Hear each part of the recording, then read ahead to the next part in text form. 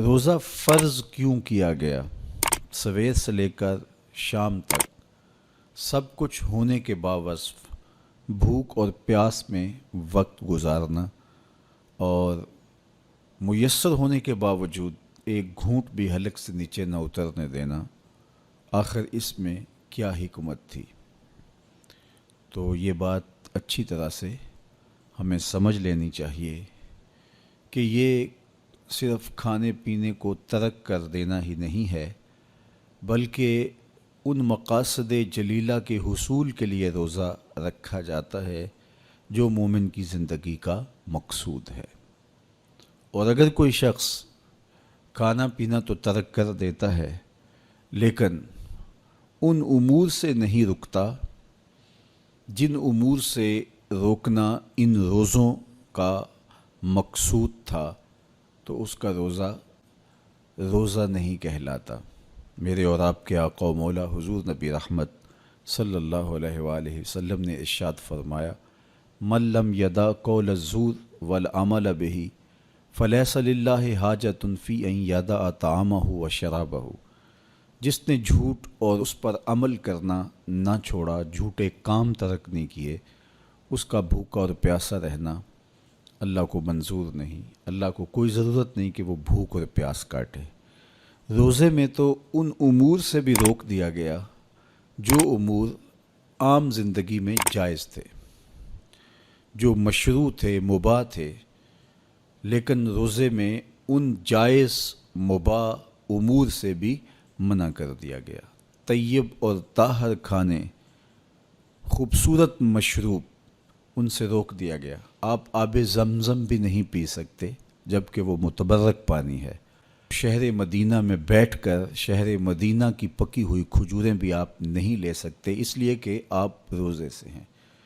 تو روزے میں آپ کو متبرک چیزیں کھانے سے بھی روک دیا گیا، متبرک مشروب پینے سے بھی منع کر دیا گیا۔ تو مجھے بتائیے، جو رب آپ کو متبرک، مشروع اور پاکیزہ کھانوں سے بھی ایک مخصوص وقت کے لیے روک رہا ہے، تو جن امور سے عام زندگی میں شریعت اسلامیہ نے ہمیں منع کیا، ہمارے رب نے ہمیں منع کیا، تو اگر روزے کے دوران ہم وہ امور بجا لائیں تو پھر روزے کی مقصدیت حاصل نہیں ہوگی۔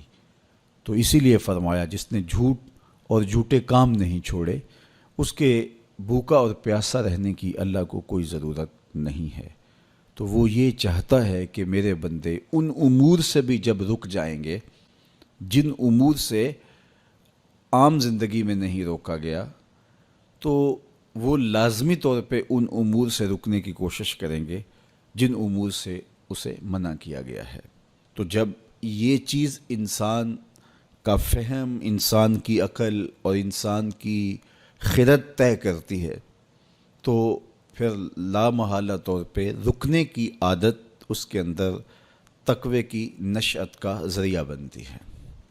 آپ نے عمومی طور پہ دیکھا ہوگا کہ رمضان المبارک کا ماہ نور جب اختتام کو پہنچتا ہے، ہمارے سامنے عید کے 2-4 دن بھی یہ مشق رہتی ہے، اچانک کوئی مشروب آیا اور پینے لگے تو رک گئے، وہ کہیں ہمارا روزہ تو نہیں، لیکن پھر خیال آتا نہیں ہم روزے تو نہیں ہیں، آج تو عید کا دن ہے، تو ہم پی لیتے ہیں۔ چونکہ پورا مہینہ دن بھر ہم مشروبات سے رکے رہے اور آج بھی دن کے اجالے میں ہمیں پانی دیا گیا تو ایک دم ہمیں جھجک پیدا ہوئی، لیکن پھر ہمیں یاد آیا کہ اب روزے بیت گئے ہیں اور میں روزے سے نہیں ہوں۔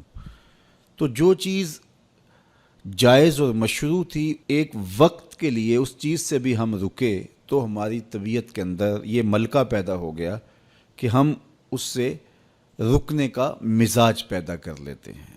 تو اگر ہم ان امور سے رک جاتے ہیں جن کو شریعت اسلامیہ نے منع کیا ہوا ہے، تو پھر دوبارہ جب اس کو کرنے لگتے ہیں تو پھر ہمارا ہاتھ بھی رکے گا، اور پھر ہم مستقل اپنے ہاتھ کو روک سکتے ہیں کہ ہاں میاں، یہ روزے میں بھی چیزیں منع تھیں اور روزے کے بعد بھی یہ چیزیں ہمارے اوپر منع ہیں۔ تو ایک ملکہ پیدا ہو جائے گا ان امور منہیات سے رکنے کا، ان سے باز رہنے کا۔ تو گویا یہی تقوی ہے کہ جو اللہ جل شانہ نے ہمارے اوپر حرام کیا ہے اس سے ہم رک جائیں، جس کام کے کرنے کا حکم دیا ہے اس کام کو ہم بجا لائیں۔